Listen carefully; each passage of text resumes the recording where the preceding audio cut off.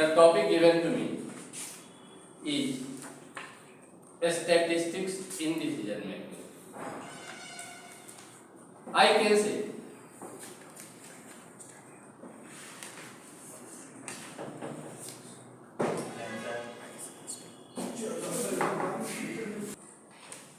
I want to say that I will relate this subject with mathematics. I will not tell it purely on theoretical basis. You can say, according to his example, I have remembered the essay on cow, but I have to speak on river. I will try my best to combine the both so that I didn't get 0 marks from principal sir.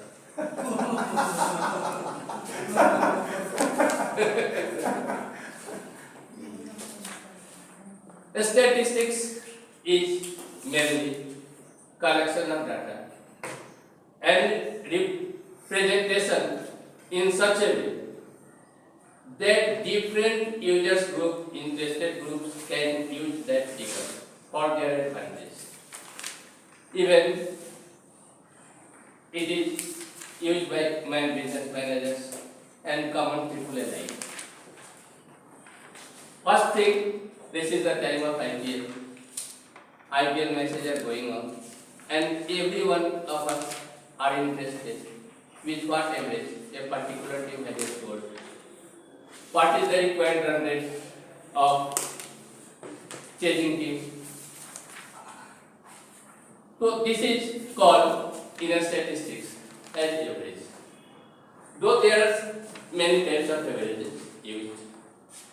For example, mean, median, and mode.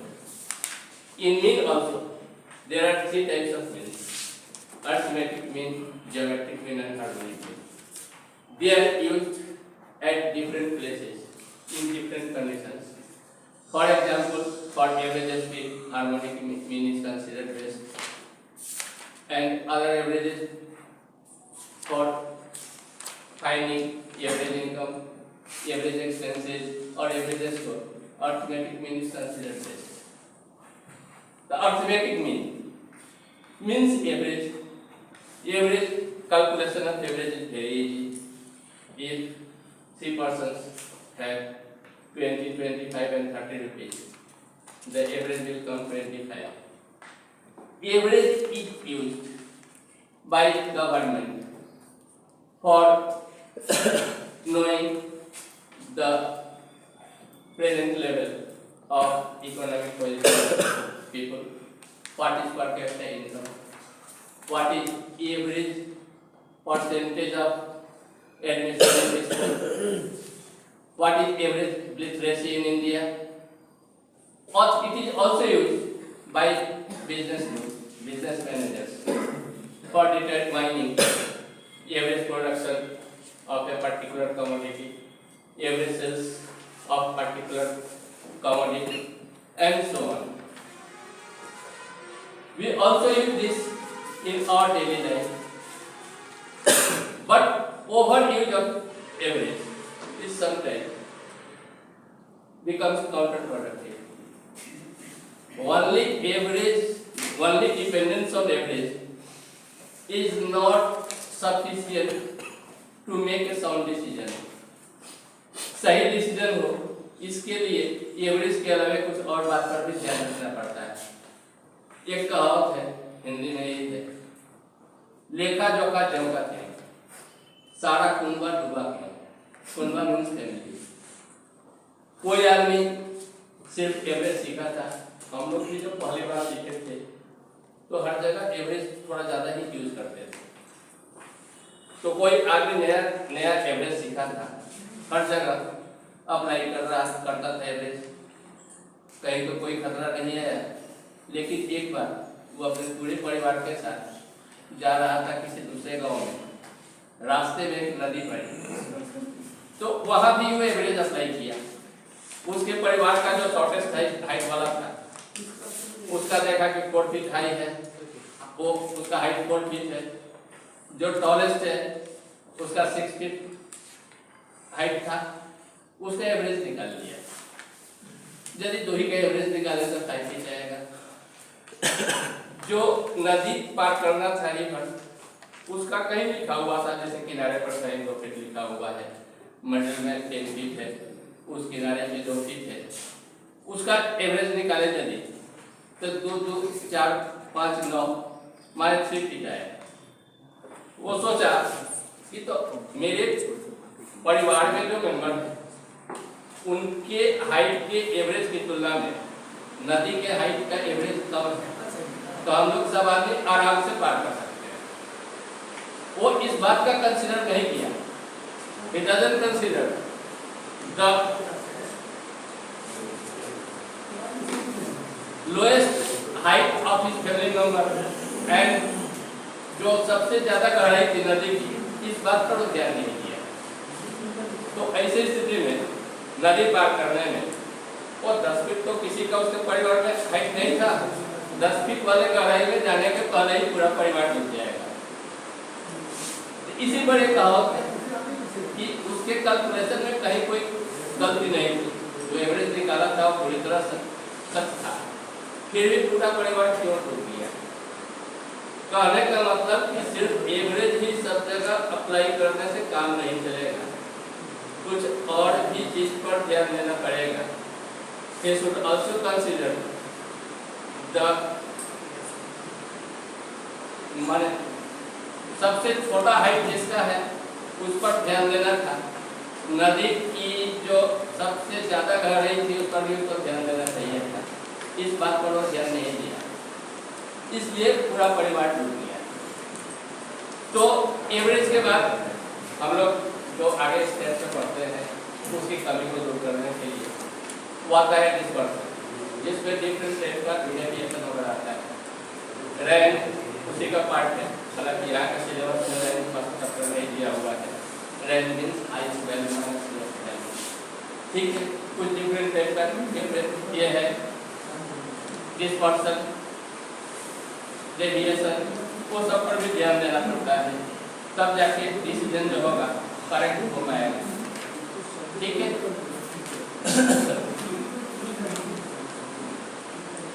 इसके बाद जो है certain things in business are correlated. For example, sales and sales is dependent on advertisement. Means sales is correlated with advertisement. If you are spending more money on advertisement, your sales will increase. ठीक है। यहाँ पर correlation जिसको कि एक fraction के रूप में शो किया जाता है, 1 के अंदर भी रहेगा। 1 मैक्सिमम हो सकता है प्लस में या माइनस में, पॉजिटिवली कोरिलेटेड हो सकता है, निगेटिवली कोरिलेटेड हो सकता है और जीरो कोरिलेशन हो सकता है। जैसा कि बोले कि सेल्स का टॉप रेंज में है, एडवर्टाइजमेंट के साथ पॉजिटिव कोरिलेशन है। In mathematical terms, you can see sales directly varies advertisement. कुछ निगेटिव भी होता है कोरिलेशन, जैसे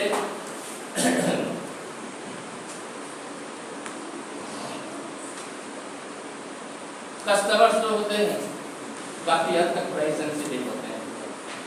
किसी भी चीज का प्राइस यदि इंक्रीज होता है तो उसका डिमांड कम होता है, उसके सेल्स में भी कमी आती है, ठीक है। तो इसको हम लोग बोलेंगे इनवर्स मैनेजमेंट, ठीक है। यदि प्राइस इंक्रीज करेंगे तो सेल्स में कमी आने का काफ़ी चांस है। हालांकि अदर फैक्टर, यदि प्राइस इंक्रीज के साथ लोगों का इनकम में भी इंक्रीज हो तो जो स्थिति में सेल्स में कमी नहीं आ सकती है। लेकिन यदि हम लोग इनकम को कांस्टेंट मान के चले तो increase in price decreases the volume of sales, means sales inversely varies as price और सेल्स अपोजिट बिहेवियर चलता है। तो स्टेट्स में हम लोग नेगेटिव कोरिलेशन बोलते हैं। कुछ ऐसा भी है कि जिसमें कोई रिलेशन नहीं होता है, ठीक है। जैसे यदि क्वेश्चन पूछा जाए कि सुसाइड एंड इंटेलिजेंसी में क्या कोई रिलेशन है, क्या जिसका बड़ा जूता है वो ज़्यादा इंटेलिजेंट होगा, जिसके जूता का साइज बड़ा है वो ज़्यादा इंटेलिजेंट होगा, और जिसका छोटा है वो कम इंटेलिजेंट होगा, ऐसी कोई बात है क्या? नहीं है। तो हम लोग बोलेंगे कि इसमें जीरो कोरिलेशन है। Sir, is it still relevant in the case of salt? In the case of salt, if we increase the price of salt, the No. consumption decreases. No, you also know this doesn't apply on salt. Yes. Salt एक ऐसा चीज है बहुत कम use करते हैं, और खूब price increase हो जाए तो उतना से किसी के बजट पर कोई फर्क नहीं पड़ता है। कंजम्पशन भी इंक्रीज कर सकते हैं। This is called speculation activities. That the consumer expects that in future the price will further rise. Therefore, it will lead to hoarding. हाँ, hoarding Right? Hoarding means they will in fact say purchase more than their requirement. So in that case, price will go. ये तो Further it will go. This is called speculation. Sir, I was saying this speculation is this. I was saying that if the price of salt increases, does there be any effect or impact on its consumption? No, normally it doesn't affect. But if the price of salt is disproportionately increased, means for 1 kg, when the price is increased to 2000 meter, then certainly there will be decrease in consumption. Since it is the very least elastic substance in the economy, and therefore.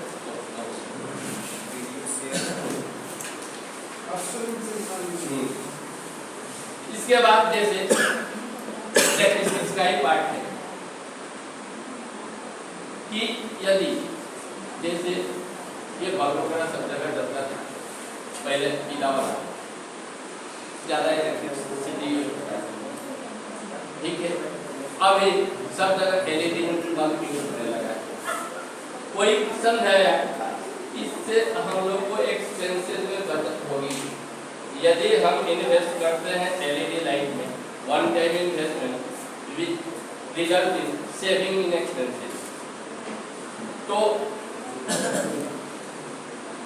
Normally सब लोग इसको पढ़ेंगे, लेकिन actual businessman जो होगा investment और saving का दोनों का कंपैरिजन करेगा। If one time investment is ₹15,000 and your saving in expenses is 3,000 each year, can this investment is advisable? यदि आप 15,000 जो है लाइट में इन्वेस्ट किए और आपको प्रत्येक साल 3,000 रिटर्न सेविंग इन एक्सपेंसेस हो रहा है, तो क्या हम लोग को इन्वेस्ट करना चाहिए उस पर? Certainly not, because your initial investment will return with you after 5 years. 3,000 each करके या 15,000 हम लोग एक साथ इन्वेस्ट किए हैं, और जो है 5 years में हम लोग को रिटर्न मिलेगा। लेकिन शायद किसी एलईडी बल्ब का 5 years लाइफ नहीं है, 2 years का लोग गारंटी देते हैं। चलिए 2 years या 3 years बाद, तो 3 years बाद you have to invest another 15,000। लेकिन यही चीज 4,000 6,000 यदि प्रत्येक साल हमको सेविंग एक्सपेंसेस होता है 6,000, तो आपका जो इन्वेस्टमेंट है 2.5 साल में रिटर्न मिल सकता है। तब थोड़ा सा सोचेंगे, ठीक है। इस ढंग से हम लोग जो इन्वेस्ट किए वो कितना साल में हमको रिटर्न मिल रहा है, पे ऑफ इसको बोलते हैं पे ऑफ क्राइटेरिया, कितना साल में हमको वापस मिल रहा है, उस बात का हम लोग ध्यान रखते हैं, ठीक है। यदि इसमें हमको प्रॉफिट हुआ तो ठीक है, नहीं प्रॉफिट हुआ तो वहाँ पर इन्वेस्ट नहीं करेंगे।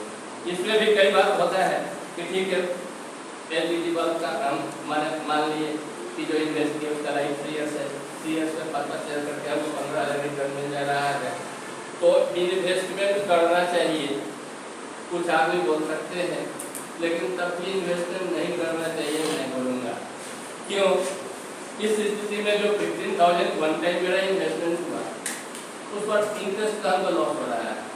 15,000 एक साल में जो हम आज एक्सपेंसेस कर रहे हैं, 3 साल में 5,000 करके हमको रिटर्न मिलेगा, तो हमको लॉस वहाँ पर होगा। ठीक है, तो उसमें भी इन्वेस्ट नहीं करना चाहिए।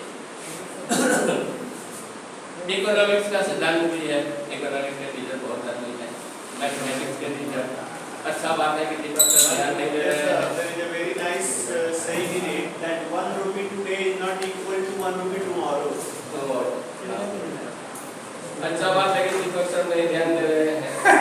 इसलिए कि जो है mathematical I am doing this.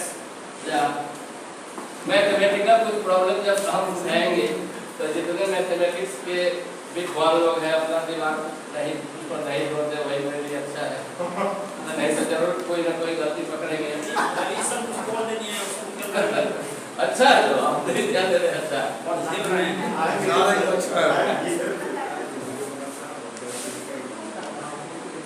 Demand या सप्लाई जो भी होता है बिजनेस में, कुछ सीजनल फ्लक्चुएशन वेरिएशन होता है।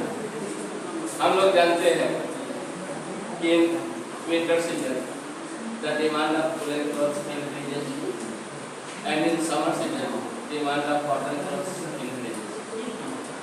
तो ये सीजनल वेरिएशन या फ्लक्चुएशन इसका स्टेज में हम लोग टाइम सीरीज एनालिसिस द्वारा इसको हम लोग करते हैं और बिजनेस में इसका बहुत यूज होता है।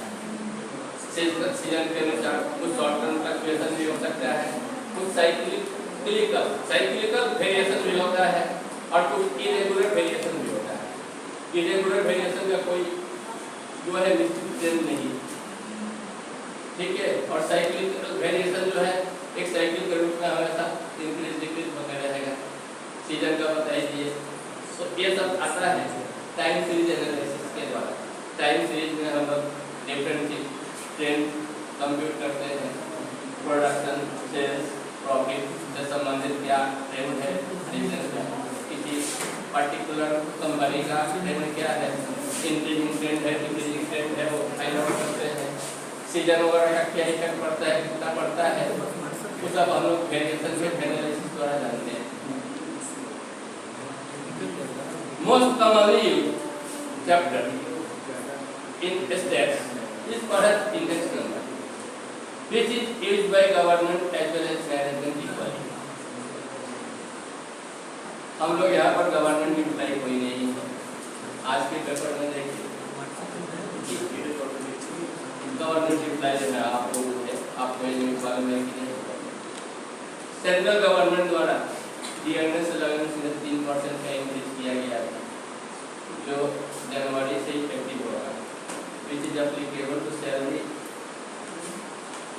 On salary and as well as pension. तो ये डियरनेस अलाउंस जो है किस बेसिस पर सरकार देती है, ठीक है। हम लोग में भी कई आदमी को आज हमारे साथी नहीं आए हैं, वो बोलते हैं कि 4 साल से सर्विस कर रहे हैं, कोई जो है सैलरी बढ़िया नहीं रहा। यदि वो जाएंगे बोलेंगे कि 4 साल से सर्विस किया, मेरा सैलरी बढ़ाई, मैनेजमेंट से पूछेगा क्यों बढ़ाए, 4 साल में क्या हो गया, 4 साल में ऐसा क्या हो गया कि सैलरी आपको बढ़ना चाहिए। बोल सकते हैं कि 4 साल में महंगाई बढ़ गई, तो कितनी बढ़ी बताइए, उसके अनुसार हम आपको सैलरी में इंक्रीज कर देंगे। इसका जवाब नॉर्मली हम लोग के पास नहीं होता है। लेकिन इंडेक्स नंबर में कॉस्ट ऑफ लिविंग इंडेक्स, जिसके द्वारा हम लोग करंट लेवल महंगाई का जानते हैं, ठीक है। कभी हम बोलते हैं, हम गए थे, जाते थे मेला में 1 रुपया लेके और गाँव भर में सबसे पैसा वाला हो गया, तो उसकी तुलना में आज शायद 500 रुपया लेके जाने से सेम एक्सपेंसिव आप नहीं कर सकते हैं, वो भी कम पड़ेगा। तो ये चीज जो चेंज हुआ, ये कैसे हुआ, इसका भी मैथमेटिकल कैलकुलेशन है, जिसके द्वारा हम लोग जान सकते हैं कि कितनी महंगाई बढ़ी। हमको यदि 2010 में 10,000 सैलरी मिलती थी, तो आज हमको कितनी सैलरी मिलना चाहिए। गवर्नमेंट सर्विस से बिना कुछ किए सरकार खुद इसको कैलकुलेट करके एडिशनल दिए करके जो इंक्रीज इन प्राइसेज है उसका कंपेंसेट कर देती है अपने एम्प्लॉय को। प्राइवेट सेक्टर में जनरली नहीं होता है, प्राइवेट सेक्टर का भी अपना मजबूरी है। सिर्फ महंगाई बढ़ी टीचर लोग बोले कि हमारा सैलरी बढ़ाई है, लेकिन स्टूडेंट का फीस यदि नहीं बढ़ा तो मेंटेनेंस नहीं जा सकता है। ठीक है, तो कॉस्ट ऑफ लिविंग इंडेक्स के द्वारा हम लोग डियरनेस अलाउंस कितना मिलना चाहिए उसका अमाउंट डिटरमाइन करते हैं, या जो है सैलरी में रिवीजन जो होना चाहिए वो किया जाता है। तो ये कैसे फाइंड आउट किया जाता है?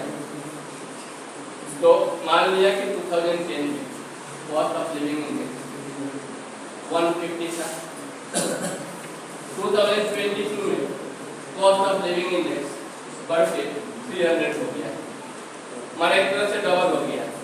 तो उस हिसाब से जो 1910 में उस टाइम में जो 10 में हमारी सैलरी थी उसका डबल सैलरी होना चाहिए। ठीक है, गवर्नमेंट सर्विस में भी है कि उनका बेसिक वगैरह भी कमीशन आता है, डिवाइड कर देता है, जो डियरनेस अलाउंस बढ़ते हुए गया उसको डिवाइड करके बेसिक ठीक कर देता है, फिर वहाँ से नया कैलकुलेशन कर देता है। तो उस ढंग से कुछ इसमें भी होना चाहिए। हालांकि एक इंडेक्स नंबर इवन टैक्स में यूज होता है, कॉस्ट ऑफ इंडेक्स। जब हम लोग कैपिटल गेन का कैलकुलेशन होता है तब कोई जगह हम ये चीज बोर्ड में खरीदे थे यदि 5,000 पे, आज उसको देखते हैं 5 लाख में, तो हमको कितना प्रॉफिट हुआ कि कितना कैपिटल गेन हुआ। इसके लिए इंडेक्सेशन की मदद ली जाती है। सीधा 5 lakh minus 5,000 is equal to 4,95,000 profit नहीं माना जाता है। 4,95,000 पर टैक्स नहीं देना पड़ेगा, बल्कि कॉस्ट ऑफ एक्विजिशन को इंडेक्सेशन द्वारा उसका करंट लेवल पर लाया जाता है कि जो हमें डिफॉल्ट में खरीदे थे 5,000 है, आज हम खरीदते तो हमको कितना प्राइस देना पड़ता है, उसका और सेलिंग प्राइस का डिफरेंस मालूम पड़ ही हमको टैक्स देना पड़ता है। वही बड़ा इनकम माना जाता है।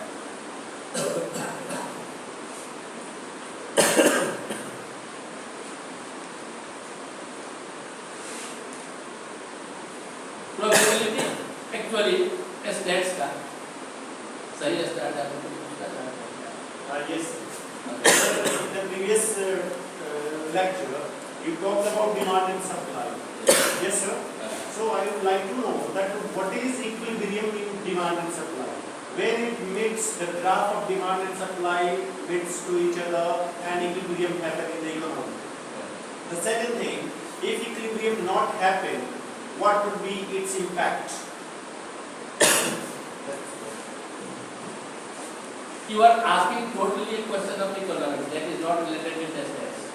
I have just given you an example of economics, but I am dealing in statistics. I am dealing with statistical problem. Therefore, law of demand is what is law of demand, right? Quantity demanded is the price, and a certain price quantity demanded, that is what the equilibrium price. Demand comes no comes downward from left to right, and supply comes upward. Yes. And that is equilibrium point. वो बोले कि कभी equilibrium point आए ही नहीं तो कोई समझौता नहीं होगा, माने इक्विलिब्रियम जहाँ दोनों एग्री हो। लेकिन इक्विलिब्रियम होता है तो उसका क्या मतलब है? अगर इक्विलिब्रियम नहीं हो रहा है तो उसका क्या मतलब है? So he is different. He is using now statistics for decision making. Yes. How statistics can be used for decision making. For example, you decide to implement some measures in the classroom based on the statistics available previous year, and how the statistics of the previous year affect your entire decision, and you are able to arrive at a better decision. Statistics for decision making. actually statistics for decision making, I think it starts with probability. ये all about probability. Actually mathematics जानते हैं, हालांकि इस chapter का इसका तार्किक खेल से हुआ माना जाता है, प्लेइंग कार्ड से इसका माना जाता है कि ये स्टार्ट हुआ, लेकिन उसका बिजनेस में भी यूज किया जाता है। जैसे कोई पार्टिकुलर फेस्टिवल के टाइम रेनी सीजन रहेगा कि सनी सीजन रहेगा, इस पर डिपेंड करता है कि हम लोग किस टाइप का बिजनेस करना चाहिए। यदि रेनी सीजन है तो फास्ट फूड का बिजनेस, यदि अगर स्टॉल लगाना चाहते हैं उसका डिमांड बढ़िया रहेगा, उसका सेल ज़्यादा होगा। और यदि सनी सीजन रहता है, गर्मी ज़्यादा रहती है, तो उस स्थिति में कोल्ड ड्रिंक वगैरह का बिजनेस बढ़िया रहेगा। हम लोग तो मौसम विभाग बोल सकता है, देता है से कि हो सकता है पर्टिकुलर टाइम में बारिश भी हो सकती है, बारिश होने का संभावना है, संभावना नहीं प्रोबेबिलिटी आ गई।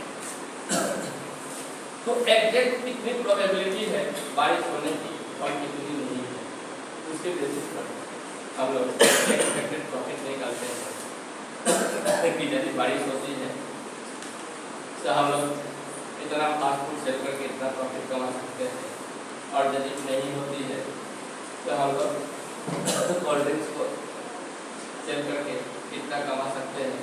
दोनों का कंपेरिजन करके हम लोग डिसाइड करेंगे कि कौन बिजनेस हम लोग को पर्टिकुलर टाइम में करना चाहिए। लॉटरी का टिकट कटाते हैं, चाहे जो लॉटरी का टिकट बेचता है he also determine his expected income, और and on that basis seller जो है ये डिसाइड करता है कि कितना टिकट बेचेंगे कि हमको कुछ प्रॉफिट हो। सेलर यदि 2 लाख का टिकट बेचा यदि उसको 3 लाख का फर्स्ट प्राइस देना हो तो कभी वो बिजनेस नहीं करेगा। वो इस हिसाब से टिकट का क्वांटिटी डिटरमाइन करता है कि उसको कुछ प्रॉफिट और सरप्राइज देने के बाद देश में भी इंश्योरेंस मॉडल दी जाती है। खैर मैं आज अभी नहीं इसके साथ कहूँगा, जो बाकी है प्रिंसिपल सर पूरा करेंगे।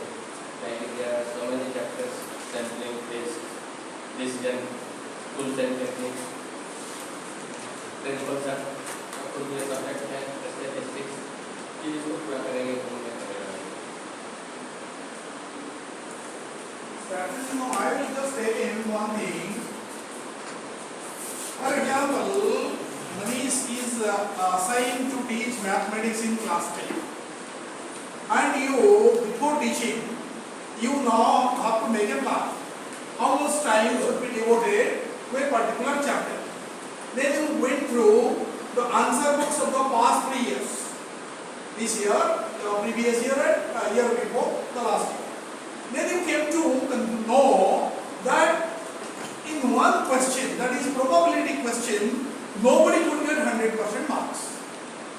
That means in probability area, no student is able to get 100% marks. That is based on the past 3 years performance of the students. Then you decide that probability needs more time. Understand now? So this data, statistics of the past 3 years helps you to decide that more time is to be given to probability. This is what the role of statistics in decision making. For example, it is for example the school knows from its experience or from the past data that in the last week of March, the number of students seeking admission to the school has always been in double digits. Right? For example, this is the past record source. Then, before coming to this room, I will make provision for that. That somebody will be there to conduct the test, somebody will evaluate, so that our regular activities do not get disturbed. That is what the role of statistics for decision making. What makes me to decide this? The past records. That in the last week, because we are in the last week, and it is always expected that more than 10 students will come for admission test, and we should be prepared. So that is what the topic is.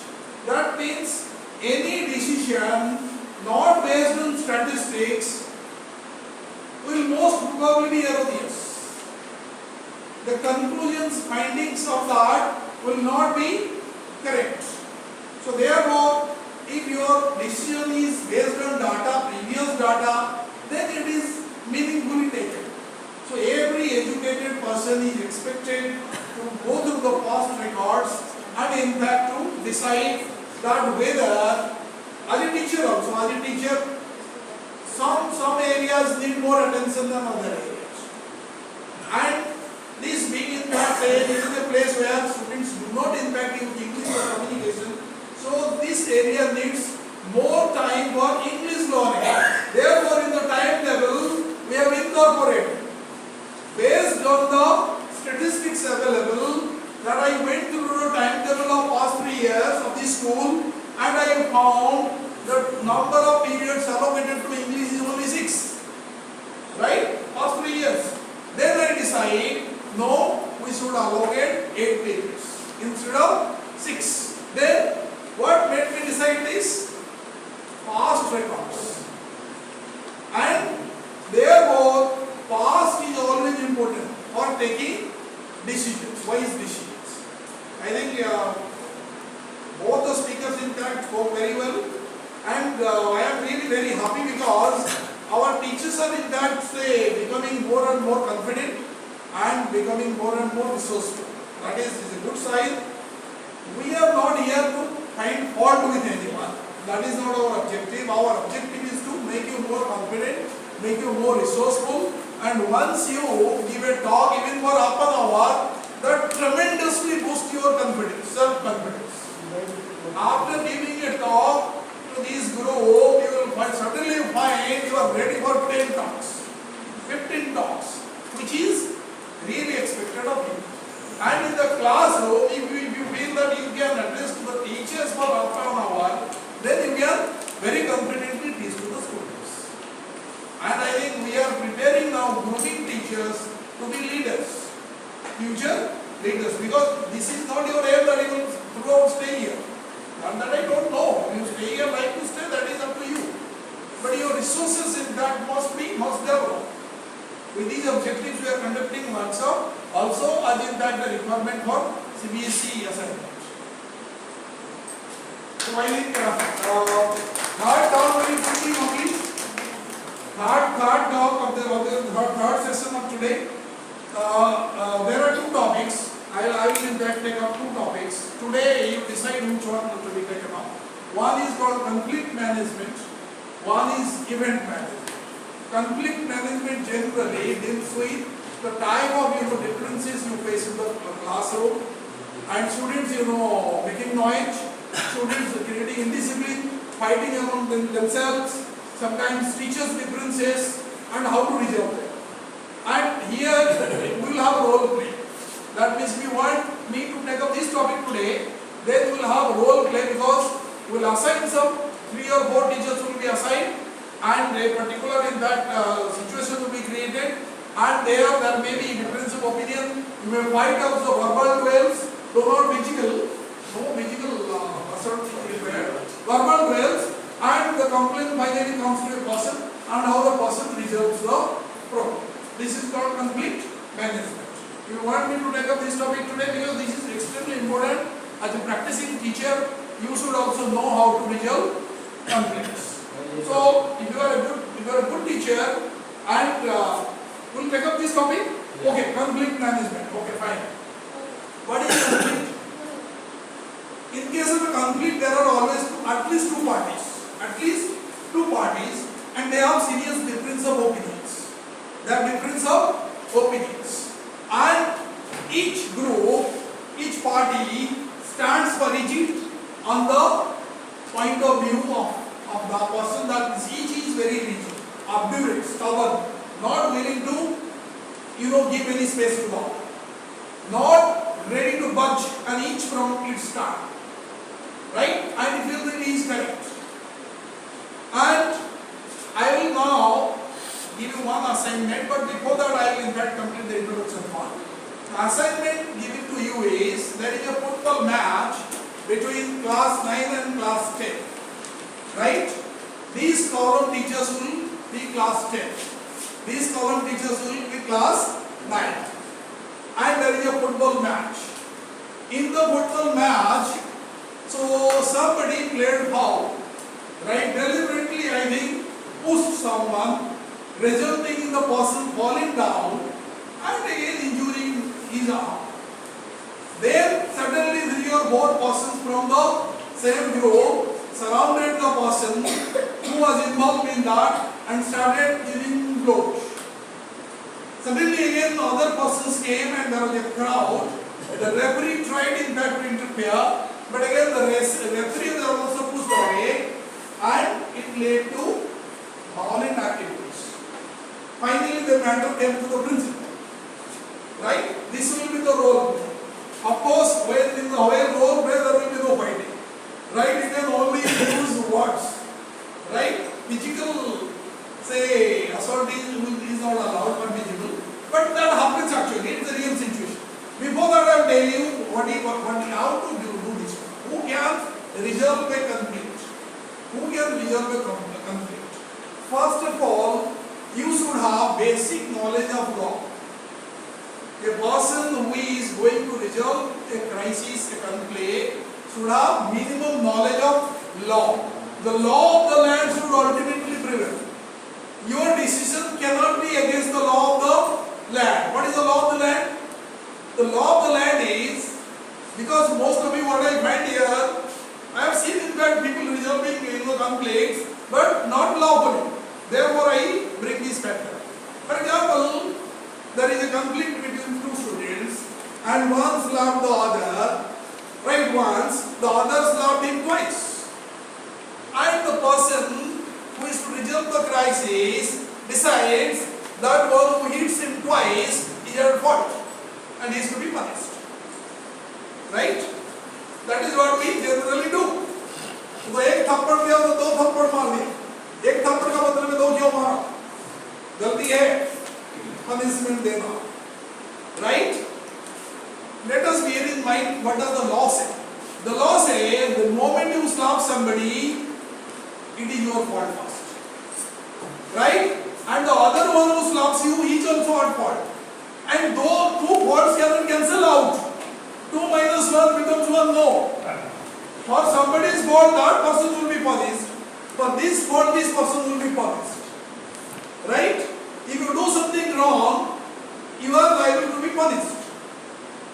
Right? Punitive action can be taken against you. And for the other student also punitive action can be taken against you. Though it cannot cancel out. So that is why if you decide this way, that is not fair. That is not fair. If you decide to excuse, give them a chance with a warning, that is a different matter. But you cannot absolve, exonerate. Exonerate मतलब उसका पूरा clean sheet देना. Exonerate somebody of not doing anything or not at fault is not correct. Absolutely incorrect. So therefore, in case of a conflict, who is the right person to resolve it? First of all, the person should be absolutely impartial, fair, just and impartial. If the students of class 10 somehow feels that this person has a sub-corner for class 9, therefore justice cannot be dispensed, then the entire process is vitiated. Even if the person doesn't do so, the mere thinking of class a particular group that this person is not the competent one because he is partial, he is unfit to be the result, that is the judge. So therefore, you have to, one who wants to resolve conflict will be absolutely fair. Absolutely fair means X is as good as Y. X is as good as Y. It is not that X in fact wishes me 2 times in the morning, Y never wishes, and the Y never wishes me, so therefore I don't like Y. No. Understand now?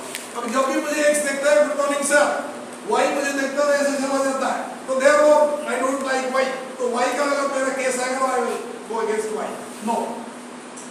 Right? Now, this is not in fact the attitude. Why we study it has nothing to do with this.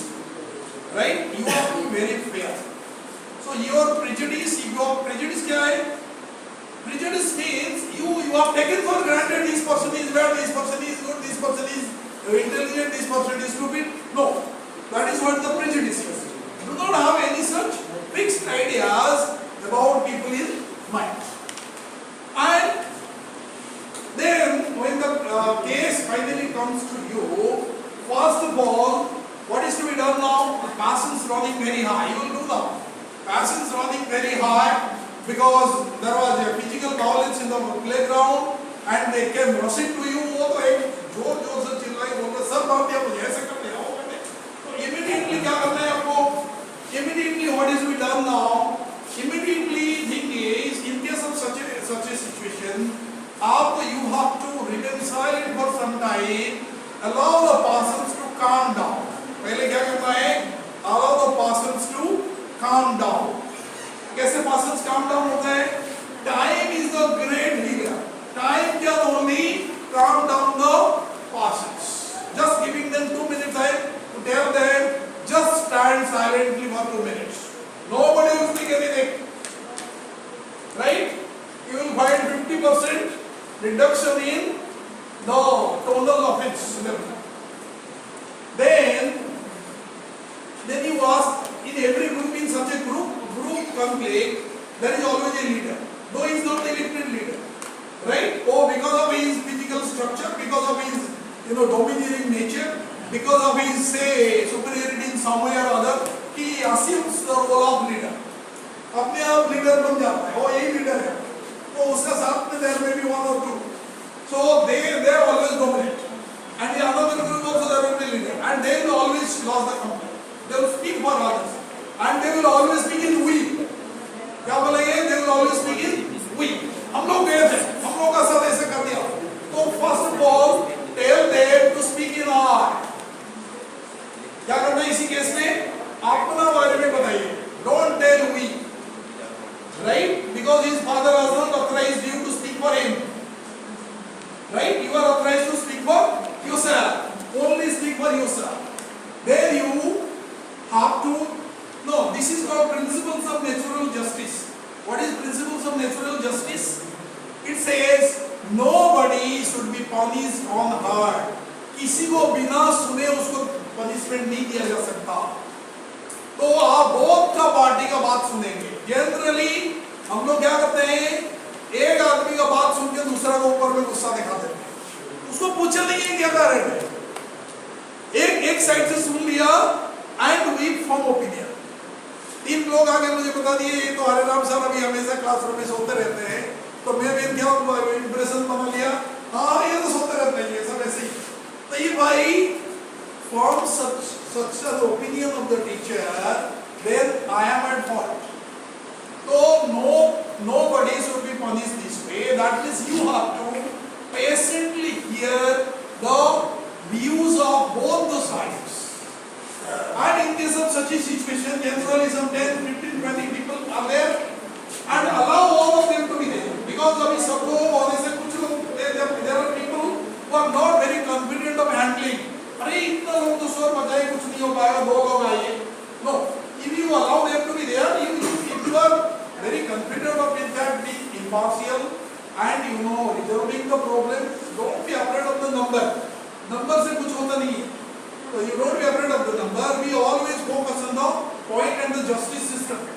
Then you say one of you may present the viewpoint, and at the time of presenting the viewpoint, the other party should not tell anything. Other party should not tell anything because they will be given to present their viewpoint. Then you try to in fact find out the truth. Try to find out the truth. And what happens there in such a situation? Whenever there is a conflict, आप एक party को बोलेंगे, वो क्या बोलता है जानते हैं? वो दूसरा का गलती का बात करेगा. क्या करेगा वो? सिचुएशन नहीं बताएगा. वो खाली दूसरा का गलती बताएगा. वो दूसरा ग्रुप भी उसका गलती बताएगा. तो सिचुएशन से भी कुछ आपको बता समझ में नहीं आएगा पूरा. तो आप अभी उनको क्या बोलना है फिर आपको? आप आपका बारे में पता है आप क्या किया. Whatever you do, you tell them. Don't do what others have done. अब आपने क्या किया बताया. वो क्या किया वो उनको बात देखें. So first of all, that means they should in fact tell about their actions, not the action of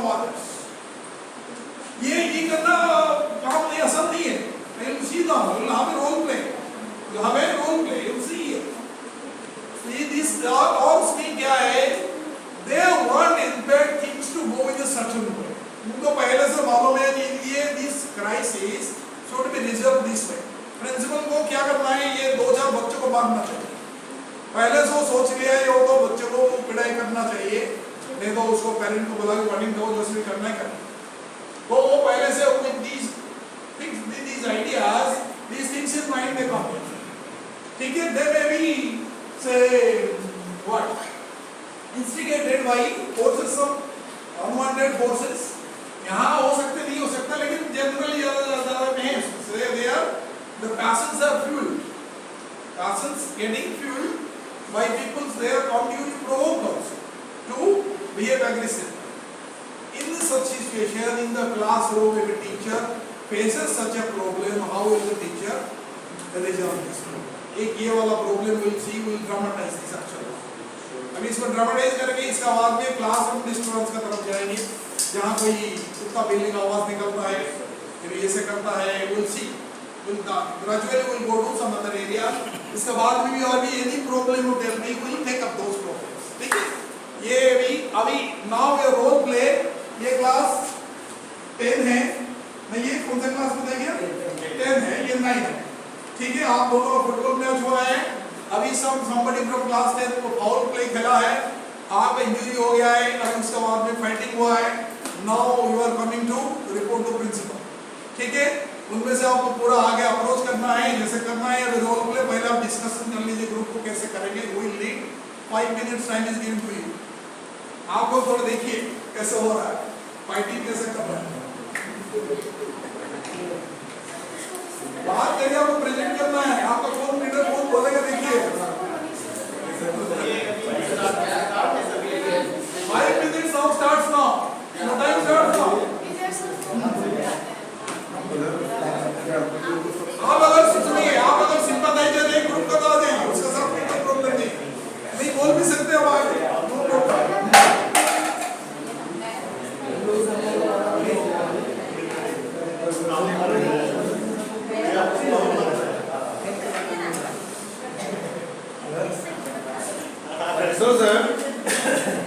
sir वो तो मिल गए उनके साथ। आप किस टीम में हैं? हमारी टीम में है ना, सोचिए आप उधर सोचिए, पास में चले जाइए,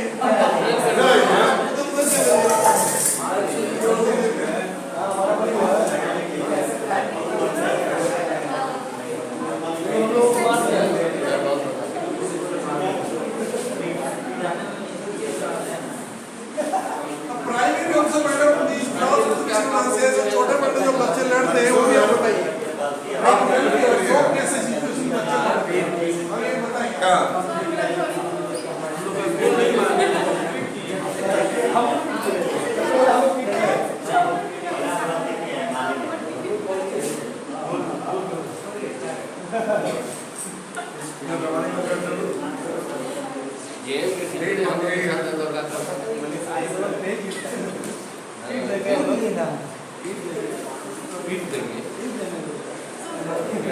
काम नहीं करना है, कंप्लेन करना है, मारपीट हो गया सर एक रिहर्सल होना चाहिए थोड़ा सा फाउलिंग का। उसको आप जो है इम्प्रोवाइज जो करिए, ठीक है, सिमुलेशन जिसको बोलते हैं, सिमुलेशन सुनिए, कभी तो हिट कर दिया तो फाउल हो गया, इस तरह से करिए, सिंबॉलिक वे में करिए।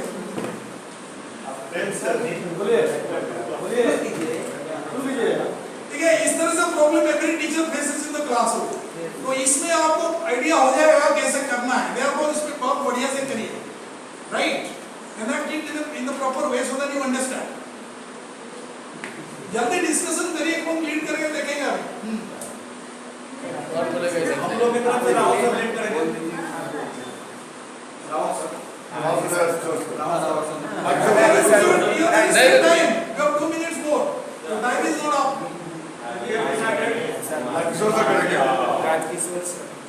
राजकिशोर नहीं है अभी, उन्होंने ये वो तो प्लेग्राउंड में कुछ मार दिया गया, उसमें आप सब लोग आ जाएंगे घेर के जैसे, हाँ हम लोग ऐसे आते हैं बिल्कुल उस समय ऐसे, ठीक है, हाँ इस तरह से आपको उस टाइम में रियल सिचुएशन कैसे होता है क्लासरूम, एक से तीन चार बोलते हैं सर, तीन चार लोग बोले तीन चार लोग बोलते हैं।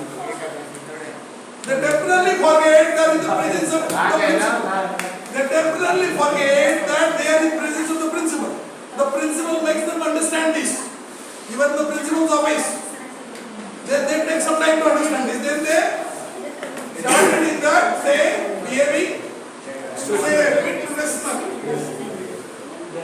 ठीक है, सर Okay, अब एक ग्रुप आ जाए कुछ बता सकते हैं, अब देखिए अभी ना, the drama starts now. चले गए आप उसे क्या एक क्लास में पहले बताइए तो दोनों एक साथ में जैसे होती है, एक क्लास एक स्टार्ट करें। हमको उन्हीं पर कंप्लेन करना है। और आप आइए ना उसका प्रेजेंस क्या है, आप कमेंट में लेना है क्या? सर वो मनीष सर है ना, हम लोग बहुत बड़े हीरो समझते हैं। खेल के अंदर नहीं है, जबरदस्ती को आगे पीछे किए, गिर गए अपने, और फिर हम लोग कहाँ से आया? हम क्लास 9 के हैं, हम लोग मैच खेल रहे थे, अब मनीष सर को पूछा था नहीं खेलने में। आप कैसे मालूम चाहते हैं? अरे खाली दौड़ते ही इधर उधर बहुत चलाते रहते हैं सर। मेरे साथ ये सब लोग थे, सब लोग है सर। हाँ सर, हाँ सर। दो लोगों को बोले, दो लोगों को उसमें से दीपक सर रहिए और आप सर रहिए। बोले इसको सर भी लाइक बार किया था। नहीं, आप लोग उनके साथ में नहीं है, आपको बुलाया गया है, आप मुझे बताइए क्या?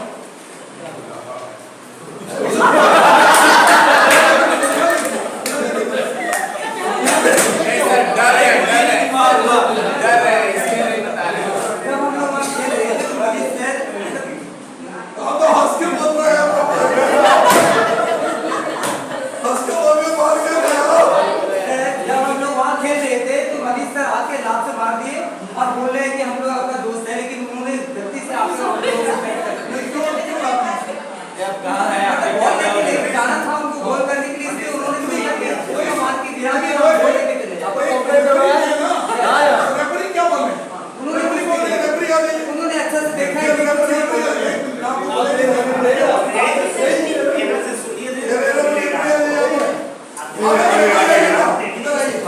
आप गेम कंडक्ट करा रहे हैं। हाँ, उन्होंने प्रॉपर वैसे नहीं देख के इग्नोर कर दिया।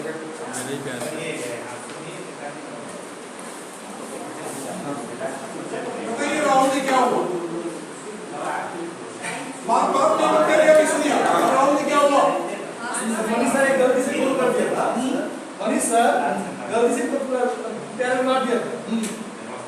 यही तो तो पैर में अगर मार दिया तो रेड कार्ड देखेगा चाहिए, रेड कार्ड देखेगा तो बैठाना चाहिए, तो वो उनको मारपीट कैसे हुआ? सर रेड कार्ड दिखा दिया, इसके लिए गुस्सा आ गए। रेड कार्ड देखा ना तो आपने भी मारपीट हुआ। आप उसको रोक नहीं पाए, नहीं सर, क्यों नहीं रोक पाए? लेवल कैसे रुकेगा? नहीं 11 प्लेयर आप भी उनको रोकने के लिए कोशिश किया है, तो आप कोशिश करने के बाद में कौन कौन आए? उनका नाम कोशिश किया था, मोशन को धक्का भी दे दिया। नहीं, कोशिश करने के बाद में आपको जो धक्का दिए उनका नाम बताइए। धक्का क्या? आपको बुलाना नहीं है। नहीं सर, विजय सर, विजय सर, आ जाइए, आ जाइए। पूरा का पूरा ठीक है तो चुका है। ये जल्दी से सोरा मतलब छुड़ा रहा था सबको। अब हमें देखिए, अभी यहाँ से I will stop here.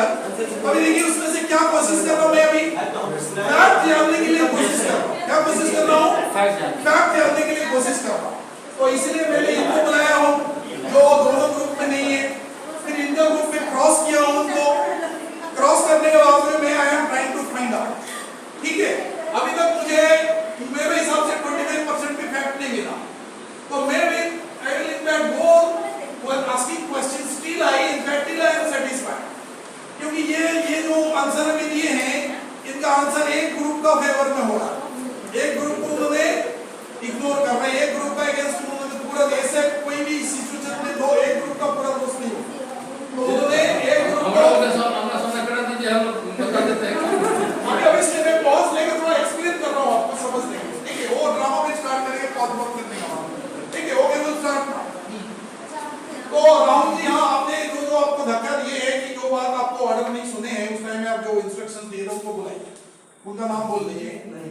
Narayan sir, Ishwar sir, आइए नहीं विजय सर, आ जाइए, ईश्वर जी आ जाइए। आप लोग इधर खड़े रहिए।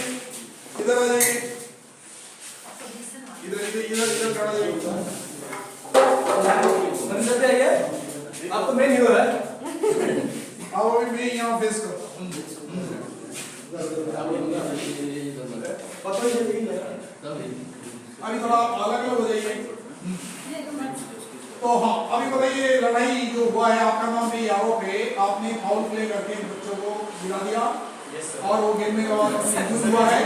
पहले मैं कंप्लीट करने वाला बोलिए, पहले उन्होंने आपका नाम भी आरोप है, आपने फाउल प्ले किया और बच्चों को गिरा दिया और रेफरी ने उसको इंस्ट्रक्ट किया है, रेड कार्ड देके अपने बाहर नहीं गए, उसके बाद में आपने उसको केसी मारा।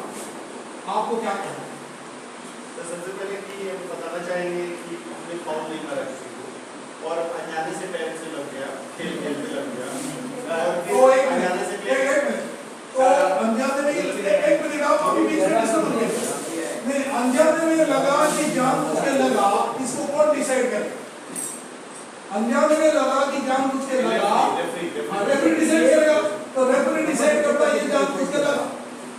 वो सर उससे पहले क्या हुआ? नहीं, आप अभी रेफरी का बात मानना है ना नहीं मानना? तो सर पहले कंफ्लिक्ट क्यों हुआ ये थोड़ा बता देना। बता दीजिए।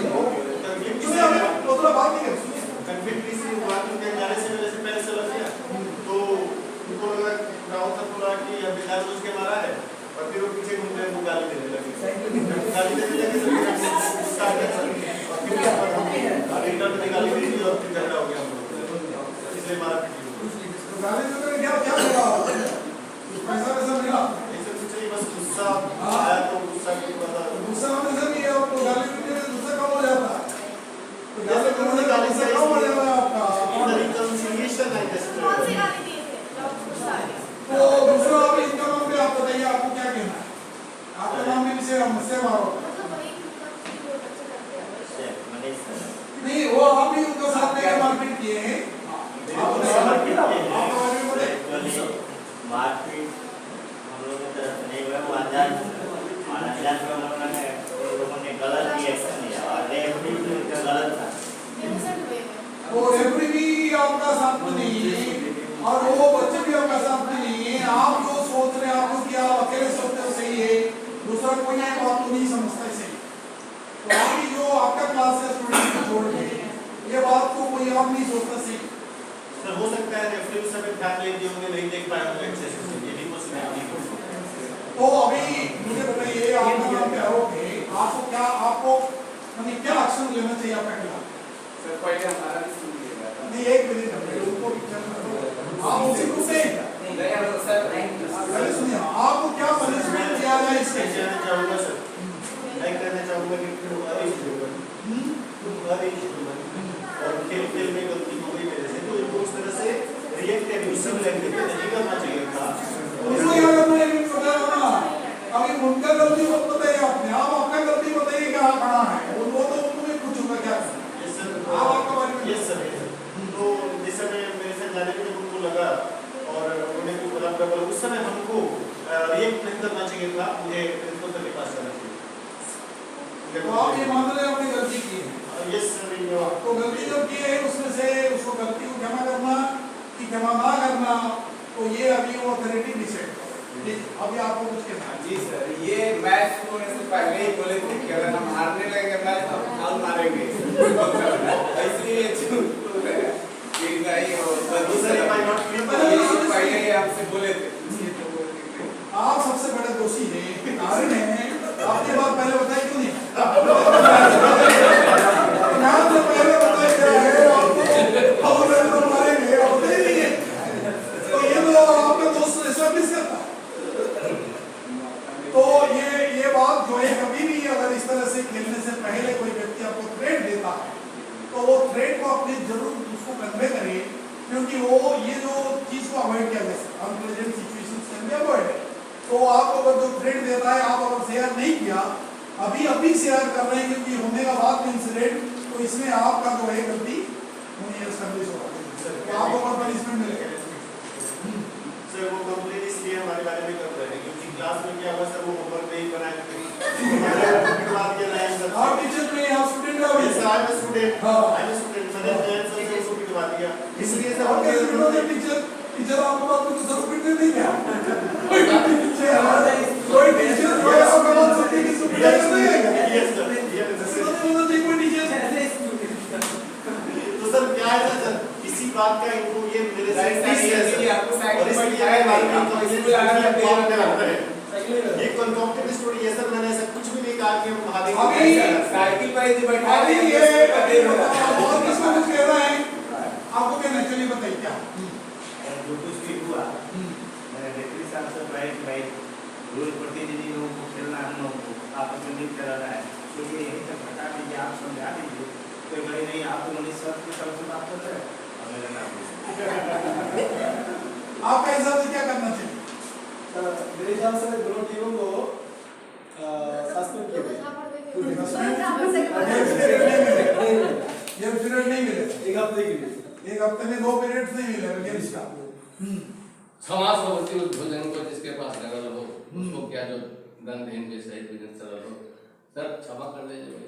क्षमा करने का मतलब है गेम्स अभी दिया जाएगी ना ये दिया है, हम लोग हम लोग कंटिन्यू रखा जाए। एक सप्ताह सस्पेंड करके हम लोग नहीं करेंगे। तो आप जो से बात को राइटिंग में दीजिए जे आप अभी इस पीरियड में ऐसे से आप करती है, आप 2 बार नहीं करेंगे, अगर 2 बार करेंगे आपको ऊपर में सख्त कार्रवाई की जा सकती है। तो आप ये राइटिंग में दीजिए, आप भी दीजिए। दोनों टीम ही है, क्योंकि दोनों ठीक टीम है। किए थे। और इनका ये पनिशमेंट है, आप अभी गेम्स पीरियड में पेड़ में पानी लगाइए। ठीक है। ठीक। और राइटिंग में लिखिए आप लोग। हाँ। ये कभी लिखेंगे ना, 10 दिन क्या है ये लिखेंगे। Now, this is inside the complaint. क्षमा को चल रहा है। Now you see, in the classroom, he was in fact drawing attention to in fact how some students in fact deliberately create mischief in the classroom. So in such a situation, for example, this using abusive words. Let us discuss in fact at length impact of abusive words on human mind, and is it possible on part of us to ignore them, or in fact to say or to deal with it in a different way, in a healthy manner, so that these things in fact, if not completely stop, at least stop for some time. So I think narrated to some of the teachers a story about one sage, एक ऋषि थे, सुनिए ध्यान से। I think I have narrated the story to some of you. तो एक ऋषि थे, अभी इन्होंने, he was a very pious person, very hard working, and he was involved in social service. So he had the philosophy of in fact say not say cooking for himself, and he was taking food only once a day, that is lunch, and he would go to a house and will ask for lunch only in one house. If he gets lunch, okay. If he doesn't get it, he will not take lunch elsewhere. That was his principle. So with that, so one day he went to a house, and he again like his so he requested the person to give him some few pieces of chapati, जो भी है, ask for lunch. तो वो जो व्यक्ति है, जो घर का ओनर है, मैडम आपको डायरेक्ट करना पड़ेगा स्टोरी अभी आपको, ठीक है ना? हाँ, कारण क्या है, आप अभी और कुछ काम कर रहे हैं। अब ये भी देखिए, क्लासरूम मैनेजमेंट में टीचर को देखना है कि when anybody is found not attentive, immediately tell the person, आप अभी बताइए क्या मैं बोल रहा हूँ, नहीं तो जाकर बोर्ड पे लिखिए, तुरंत अभी क्या करेंगे, बोर्ड पे लिखिए। तो आपको मैं बुला के बोलूंगा अभी आप बोलने के लिए, क्योंकि अब मैं जो बोल रहा हूँ सुन नहीं रहे, तो आप बोलिए हम सुनने के लिए तैयार है ना, we are ready to listen to you. मैं अभी आपको जो सुनूंगा, मैं बिल्कुल चुपचाप रहूंगा, अब जैसे नहीं करूंगा। ओके, इतना टीचर जो है बता सकते क्लास में। नाउ तो वो जो घर वाला जो है मालिक है, it came out, उसमें वो started abusing the person. अरे हट्टा कट्टा आदमी कुछ काम करता नहीं है, क्या ऋषि बन गया, खाना मांग रहा है, शर्म नहीं आता है, काम करके खाना चाहिए, ये सब क्या है, अभी वो काम करो, इसको ऐसे बहुत कुछ सुना है।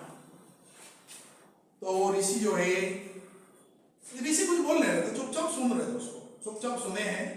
फिर उन्होंने जो बोला जब कंप्लीट किया तो ये मोड़ के चल दिए, कुछ भी नहीं कहे, एक शब्द भी नहीं बोला, और उसका जो एक्सप्रेशंस जो भी है वो कोई चेंजेस नहीं आया, जो वर्ड का इम्पैक्ट जो है माइंड के ऊपर में जो होता है वो सब कुछ नहीं हुआ, चुपचाप चल दिया। इसको बोलते हैं स्टोइक। क्या बोलते हैं इंग्लिश में word? Stoic, STOIC। Stoic is a person who is indifferent to pain and pleasure. उसको प्लेजर में भी जो फीलिंग्स है, पेन में वही फीलिंग्स है, कोई चेंज नहीं। ये स्टोइक। तो स्टोइक गाली return and because he didn't tell him anything, the person in fact became very perturbed, disturb हो गया। अरे ये तो आया सब में लग रहा है कुछ कहा नहीं, कुछ हो सकता, अभिशाप देते कुछ नहीं। तो वो बड़ा डिस्टर्ब लगा उसमें, वो रेस्टलेस हो गया। तो कुछ टाइम का बाद में फिर वो पीछे पीछे गया होगा, क्योंकि वो he could not have his equanimity, calmness of mind. It was disturbed. It is because of his action. उनका एक्शन वजह से नहीं, किसका एक्शन वजह से उसका पीछे डिस्टर्ब हुआ?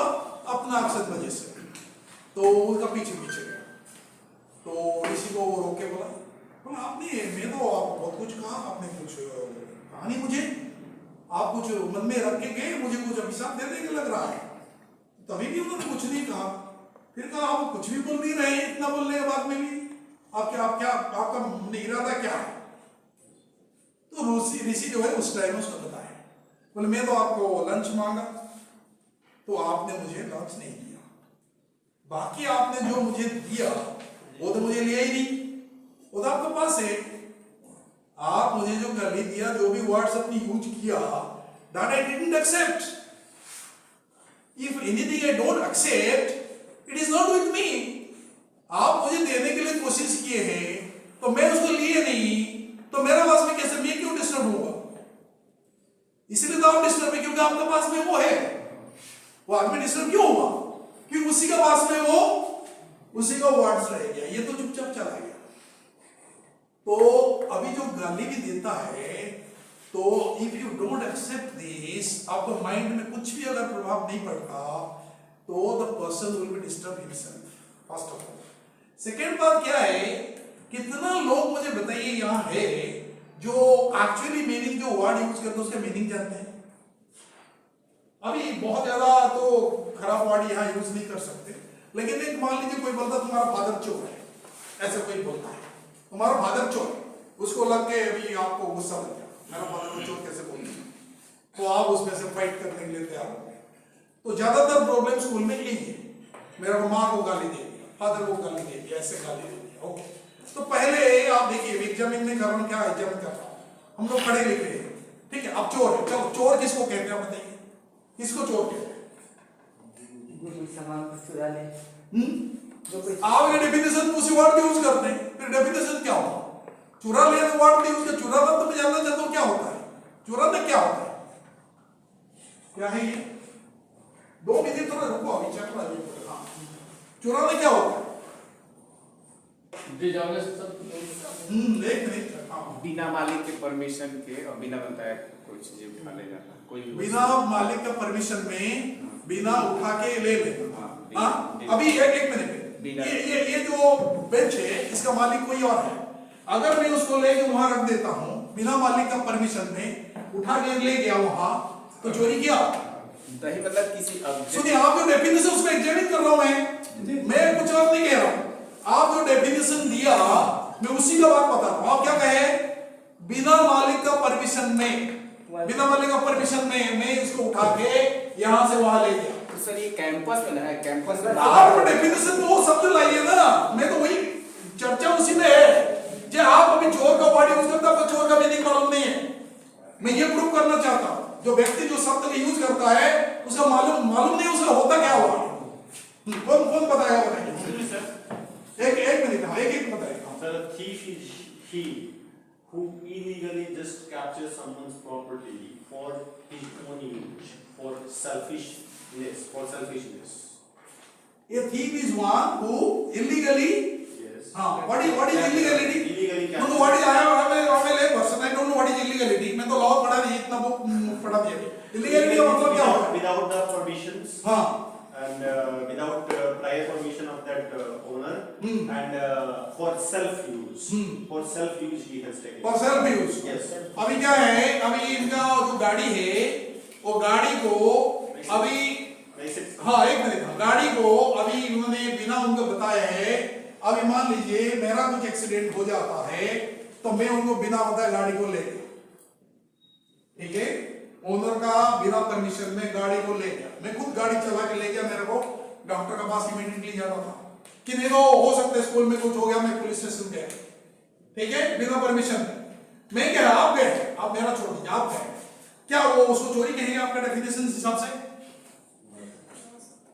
एक मिनट एक पकड़ के मैं आता हूँ। हाँ,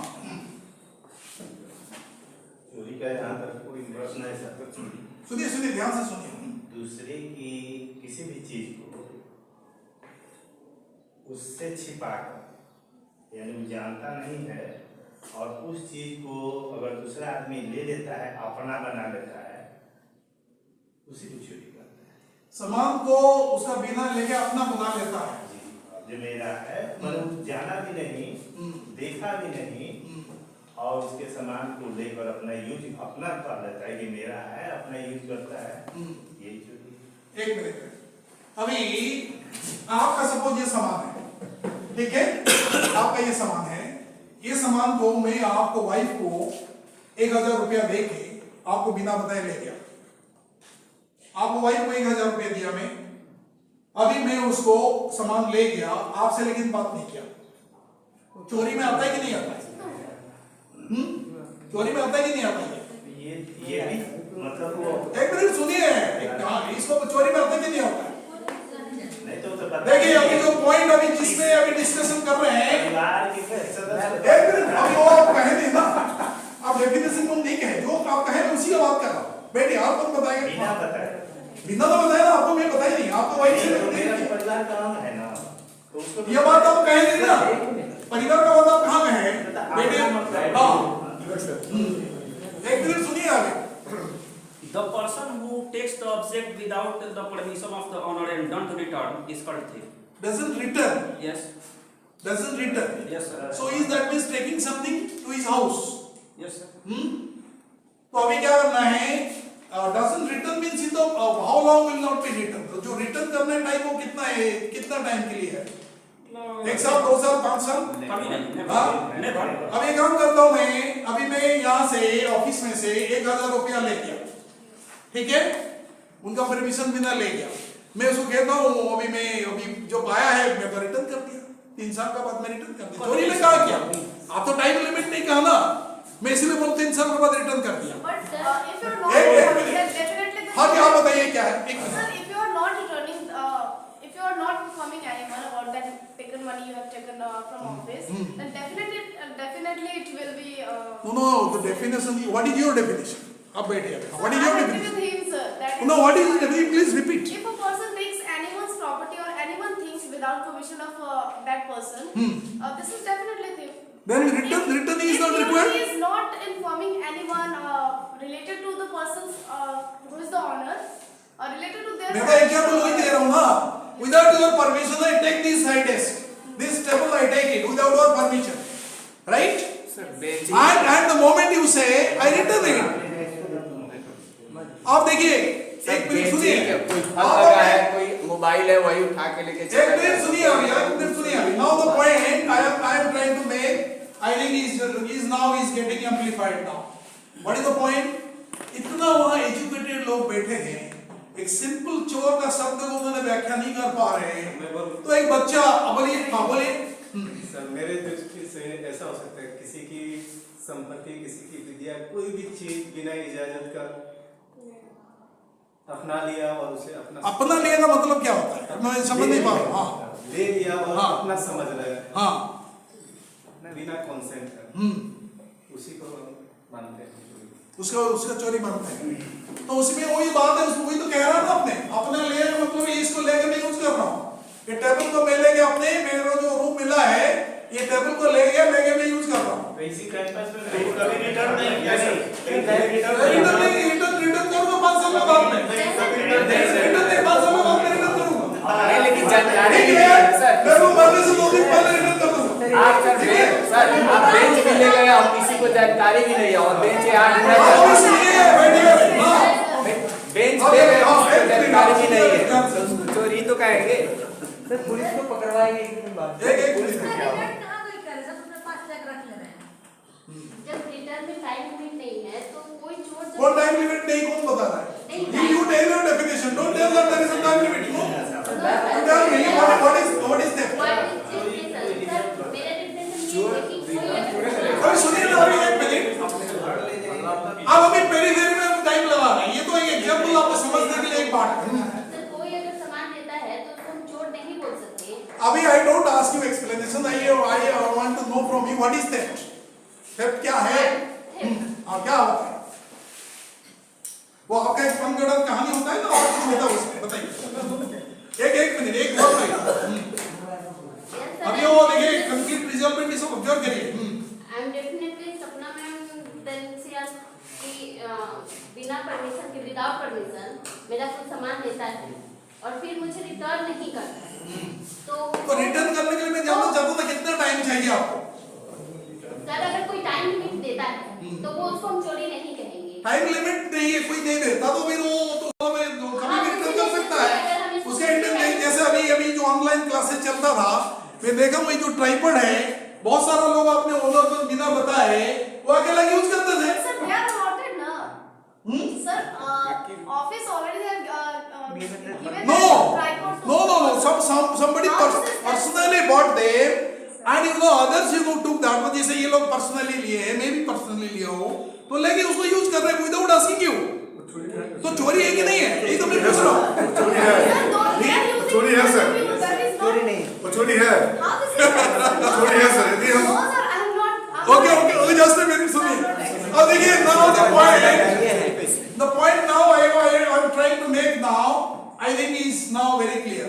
The point is somebody utters a word चोर। अब इतना लोग हम बैठे हैं, हमको कितना भी आधा घंटा लग गया, तो चोरी क्या होता है जो समझाने के लिए, तभी भी मेरे ख्याल से कोई एक भी बहुत सेटिस्फैक्टरी नहीं दे पाया आंसर। तो एक मिनट सुनिए, पहला पॉइंट तो सुनते रहे क्लासरूम पे। तो आप अगर जो आप चोरी का वर्ड का मीनिंग आपको मालूम नहीं है, आप यूज करते हैं चोर, और उसको सुन के आप गुस्सा हो जाते हैं, मानने के लिए तैयार होते हैं, तो बेवकूफ कौन है? कौन बेवकूफ है? तो आदमी को उसके वर्ड का मीनिंग मालूम नहीं है, आप उसके ऊपर में नाराज होकर भी फाइट करने के लिए तैयार है, तो मूर्ख है। इग्नोर द पर्सन, क्योंकि doesn't know the meaning. 95% cases में ऐसा ही होता है। अभी जो माँ का फादर का नाम में जो वर्ड बोलता है ना, उसको आधा क्या है, 1/10 मीनिंग भी मालूम नहीं है क्या होता है, शायद कोई नहीं जानता हो। तो जब वर्ड का उसका मीनिंग मालूम नहीं है, उसको यूज करता है, उसको बोलते हैं क्या पंजाबी में तकिया कलम, जैसे अभी हो मैंने बोल दिया और उसी को हम लोगों ने गुस्से हो गए और आगे फाइट करने के लिए तैयार हो गए। सो देयरफॉर, और दूसरा बात, there is another situation also. क्या होता है, human beings in a fit of anger are not in that ready to use words rationally or relevantly। कभी कभी क्या होता है, अभी एक आदमी को मुझे गुस्सा लगा, मैंने वो आदमी बहुत अन्याय कर रहा है, मैं उसको क्या वर्ड सोचता हूँ, क्या बोलूं, मेरा वर्ड में आ गया मन में दुर्दांत, मैं बोला वो तो दुर्दांत था, क्या बोल दिया वो, उसी टाइम पे मेरा दिमाग में जो भी वर्ड आया तो मैं उसको यूज कर दिया। तो मुझे बताइए, मेरा वोकेबुलरी तो क्या वो पूरा सबसे बढ़िया है, जब मैं वो जो वर्ड यूज किया वो सबसे अप्रोप्रिएट है, वो जो जगह में जो वर्ड में यूज किया हूं is that very much appropriate, और मैं भी गुस्से में हूं, तो पहले तो आप देखिए, one who is using these words can not use it relevantly, and whenever is in a fit of anger, I think there is say more reasons to believe that he cannot in fact use a word properly. So therefore, why to mind a person who is unable to use words properly and relevantly, meaningfully? So first, this is the point I want to prove. So in 99% cases, classroom पे जो बोलता है मेरा माँ को गाली दी गया, second point आता है। तो अगर आपको कोई कहता है तुम्हारा फादर चोर है, तो क्या सच में तुम्हारा फादर चोर हो गए? उसको सुनने के बाद में चोरी करना शुरू कर देंगे क्या फादर? क्योंकि मेरा फ्रेंड कल बताया सर, फादर मेरा फ्रेंड ने कल बताया था आप चोर है, तो आप चोरी करना शुरू करो, तो फादर चोरी करना शुरू कर देंगे क्या उसका बात सुन के? जब उसका बात तो सुन के कोई करने वाला नहीं है, वो क्या भगवान है क्या जो तुरंत कह दिया वही हो गया? जो होने वाला भी नहीं है, दूसरा करने वाला भी नहीं है, वो थोड़ा इररिलेवेंट बात है। उसको क्या बोलते हैं? जो आदमी जो बात बोलता है उसका मीनिंग नहीं समझ में आता, वो कभी होने वाला नहीं है, ठीक है, रेलिवेंट यूज नहीं करता, उसका आपको क्या बोलते हैं? पागल। पागल बोलते हैं ना। तो जो पागल टाइप का वर्ड यूज करता है उसको सुन के इतना पागलपन दिखाने की जरूरत क्या है? सेकेंड बात ये है, आप देखिए पाकिस्तान अभी इंडिया में मिसाइल मान लीजिए छोड़ता है, मिसाइल अटैक करना चाहता है, तो इंडिया क्या करेगा? इंडिया क्या करेगा? ये भी मिसाइल छोड़ेगा। एंटी मिसाइल सिस्टम है हमारा, क्या करेगा वो? एंटी मिसाइल सिस्टम में मिसाइल को वही गिरा देगा। इस तरह से बच्चा आपको जो बोलता है ना, वो मिसाइल छोड़ता है। क्या करता है? मिसाइल छोड़ता है। आपका पास में अगर एंटी मिसाइल है तो उसको काटिए, एंटी मिसाइल अगर नहीं है तो वो जैसे हिट करेगा आपको माइंड को डैमेज करेगा, तो डैमेज कर देगा। Yes sir, we have a school. ठीक है, आपको डैमेज कर देगा माइंड को।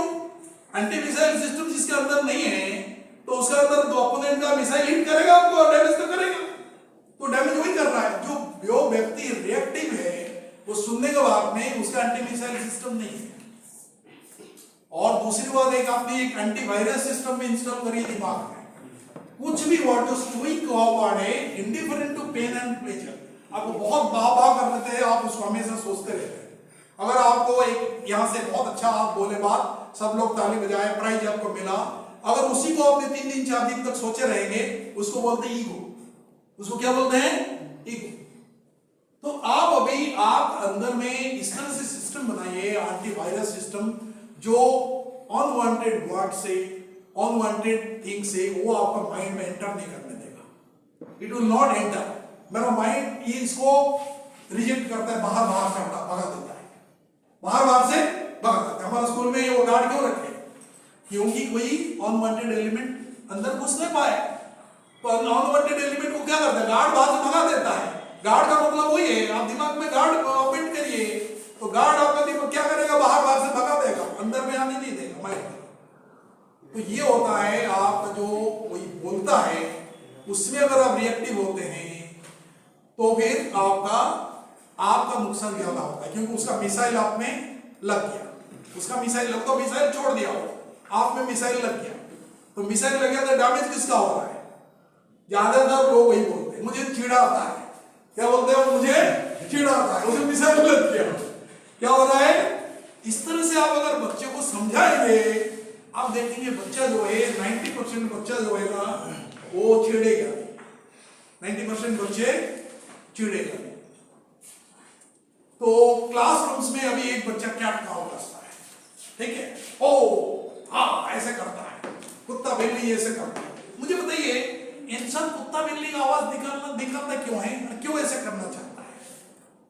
ये बताइए, तो सोचिए। जो कैट कॉल्स करता है तो अभी कुत्ता बिल्ली का आवाज निकालता है, why does one do so? Definitely to irritate teacher. हाँ, अब यहाँ तक आपका सोच है ना, तो अभी इसी में से अभी मैं आगे बढ़ता हूँ, इसी सोच का साथ में। सर पहले चोर क्लियर कर दीजिए। देखिए, ये तो बाहर एक दिखाने का है। सर वो थेफ्ट क्लियर कर दिया। Sir according to you, who will be a thief and No, what is theft? I leave it to you. See in the dictionary, right? हाँ, see in the dictionary what is theft. अभी ना ये जो अभी कुत्ता बिल्ली का आवाज निकलता है, उन्होंने जो कहे हैं वो चिढ़ाना चाहता है। देखिए, चिढ़ाना क्या चाहता है? एक ह्यूमन बींग्स का, सिविलाइज्ड पर्संस का एक सिस्टम्स है, एक जो है सिस्टम्स है। वो क्या करता है? एनिमल किंगडम में सिस्टम्स नहीं है, सिस्टम्स है, कोई कुछ जानवर कुछ भी कर देगा, है ना? तो वो क्या करना चाहता है? जो ह्यूमन बींग का जो सिस्टम्स है, जो लॉ है, चारों तरफ से बंधा हुआ है, उससे वो उन्होंने बाहर निकलना चाहता है। क्या करना चाहता है बच्चा? तो वो he doesn't want in fact to be in human beings following the so many rules, regulations. So he wants to be in the world of animals for some time to enjoy his freedom completely. Animal जैसे enjoy करता freedom, उसको उन्होंने करता है। तो अभी classroom में क्या करना चाहता है? तो वो जो कैट कॉल करता है, तो वो क्या चाहता है? हम लोगों का जो सिस्टम है सिविलाइज्ड को, उसको डिस्टर्ब करना चाहता है। ऐसा करके क्या करना चाहता है? डिस्टर्ब करना चाहता है।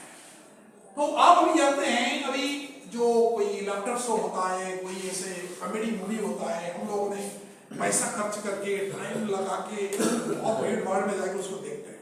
क्या करने के लिए देखते हैं? थोड़ा हंसने के लिए, है ना? कुछ लाफ्टर क्लब्स भी है, सवेरे सवेरे वो खाली जाके वो जोर जोर से हंसते हैं। और उनको कोई देखेगा तो वो तो बिना रुक नहीं पाएगा, बिना हंसे। उनको अगर कोई देख भी दे, ऐसे कोई शहर होगा जो बिना हंसे रुक पाए। तो कहना क्या है, अगर आप लोगों ने पैसा खर्च करते हंसने के लिए और बिना पैसे में कोई आपको हंसा देता है तो अच्छी बात है। उसको बोलिए 1 रुपया तुमको मिलना चाहिए अभी, जो ज्ञान कल किया हो, इतना अच्छा ज्ञान कल किया, इतना लोग हंसा दिया, सब इसमें बिल्कुल कैसे मुंह बैठे रखे थे, तो 1 रुपया तो ड्यू बनता है। तो आपको कोई भी सच में तो किया ना, उन्होंने हंसा दिया लोगों को, तो आपका जो टेम्पररी जो एगनी है उसको तो थोड़ा दूर कर दिया। तो आप क्योंकि आप हंसा नहीं पाते क्लासरूम में, तो वो काम वही कर रहा है, क्या करेगा? उसको जितना आता उतना कर रहा है। कल की क्लास में अगर 10 कैट होता है और बोले कि हमको भी 1 रुपया दे, कल की क्लास में एट दैट डे हमने ये बोला कि आपने कैट कॉल किया तो क्लास ठीक है, लेकिन अगर कल की क्लास में उसमें से 10 बार अगर कैट कॉल करने लगे तो बोले कि सर 1 रुपया तो बनता है हम लोगों का। सुनिए 1 मिनट। हाँ, आप कुछ बोल रहे हैं? सर एक चोर घटना हम एक दिन बता रहे हैं। एक बच्ची आई, बोली कि सर मेरा वो टिफिन गिरा दिया, क्या खाएंगे? बोले पैसा नहीं है, खरीद दो सिंगारा। आता नहीं, पैसा लेके नहीं है। तो उसको हम जाकर 2 सिंगारा खरीद दिए 10 रुपया का।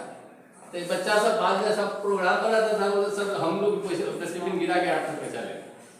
तो जैसे कि बोले 1 को पैसा दे दीजिएगा तो 10 को जानबूझ के निकालेगा। बैठिए आप हमें क्या है, अभी सुनिए पहले इनका, अभी आपका दोनों ने समझ में कितना भी अंतर देखिए। सुनिए, मैंने उनको कहा, उसको बोलिए पैसा 1 रुपया तुम्हारा ड्यू बनता है। अगर वो आगे मुझे मांगता है 1 रुपया तो उसको पता चलता है तो क्या कल किया ना, कोई मांगेगा क्या? कोई तो मांगेगा नहीं, कोई तो पैसा लिया नहीं ना। तो उतना में उसको जो डोज मिलना था मिल गया, ठीक है। तो उसमें से वो दूसरा दिन में 10 लोग मांगने वाले हैं, तो आप उसको बताओ आप कुत्ता बिल्ली बनना चाहते हो क्या? चलो बैठ जाओ, बैठ जाओ पहले कुत्ता बिल्ली जैसे, पहले बैठ जाओ, गर्दन में पट्टी लगाओ, उसका बाद उसको ट्रीट करेंगे ना। क्या आप चाहते हैं कुत्ता बिल्ली ट्रीट करना जैसे आपको? सेकंड बात, आप जो टिफिन वाला बात कहा है, अगर आपने कोई बच्चा का टिफिन गिर जाता है, आपने दया पूर्वक उसको पैसा दे देते हैं, तो आप बड़ापन दिखाते हैं, ह्यूमैनिटी दिखाते हैं उसको देख के। उसका दूसरा तरीका भी है। उसका दूसरा तरीका क्या है? 5-6 बच्चों को बोलो उसको भी शेयर करो, और उसी में से एक्चुअली ऐसी तरीका होना चाहिए। आप 5-6 बच्चे जो लेते हैं आप इनका सब शेयर करो, ठीक है। ऐसे कोई बच्चा शायद होगा जो मना करेगा नहीं हम शेयर नहीं करते, ऐसे करेगा तो शायद कोई बच्चा हो, ठीक है, तो उसमें शेयर कर देंगे। अगर आपने दे दिया भी बहुत अच्छी बात है। दूसरी बात, अगर जो कहता है दूसरा दिन हम भी हमारा टिफिन गिरा देंगे, आपको करेंगे, तो ये जो बात बोलता है तो वो क्या है? वो मिसचिफ। वो क्या है? मिसचिफ। क्या? वो आपको नॉलेज टेस्ट करना चाहता है, आपका जजमेंट पावर कैसे वो टेस्ट करना चाहता है। हर एक दिन टीचर को बच्चा टेस्ट करता है। मैं अगर ऐसा कर दूंगा तो वो क्या करेगा? टीचर भी प्रिंसिपल को टेस्ट करता है। मैं अगर ऐसा पूछूंगा तो क्या बोलता है? देखते हैं आप, लेट आओ 5 मिनट में क्या करेगा, ठीक है। वो टेस्ट करता है, प्रिंसिपल भी टीचर को टेस्ट करता है, ठीक है। वो तो टेस्टिंग तो चलता है, टेस्टिंग चलता है हर एक दिन में। तो इसीलिए बच्चा क्या करता है, आपको ये क्वेश्चन पूछ देगा, आप कैसे आंसर देते हैं। अगर आप उसको ठीक से आंसर दिए तो आपको समझता है, अगर आपने ठीक आंसर दे नहीं पाए तो उसी में से मजाक होना शुरू होता है। कोई भी चीज को आप अगर प्रॉपर्ली अगर डील करते हैं, बच्चा का बोलती बंद हो जाता है। बच्चा का बोलती बंद हो जाता है। बच्चे तो आप जो भी कहीं वो करेगा, वो तो अभी वो जैसे बता रहे ना, वो मोल्डेड उसको करना है आपको। तो क्लासरूम में और कोई प्रॉब्लम है मुझे बताइए? क्लासरूम में कोई प्रॉब्लम है? जो बच्चे में फाइटिंग होता है बताइए। अभी फिर बाद में मेरा बोले मेरे क्लास में ऐसे हुआ, फिर मैं पूछूंगा। अब ये जो आपने हुआ है, जो शो हुआ है, जो अपने रोल प्ले में, उसमें क्या आपने ऑब्जर्व किए हैं? थोड़ा बताइए, कौन बताएगा ऑब्जर्व क्या क्या? मैं कुछ आपने डिसीजंस दिया था फाइनली, कुछ मैं सुना। आप इसमें से अभी मुझे बताइए, आप लोग किस तरह से इस तरह से लोगों को डील करते हैं? सर ये ऑब्जर्व किया कि इनको झगड़ा करने नहीं आ रहा। सर इनको बच्चों जैसे झगड़ा करने नहीं आ रहा। बहुत अच्छी बात है। वो तो कहा गया भी, वो तो आपके चाहते हैं मार्केट करने के लिए, आप चाहते हैं नहीं, आप चाहते हैं लड़ाई कर ले।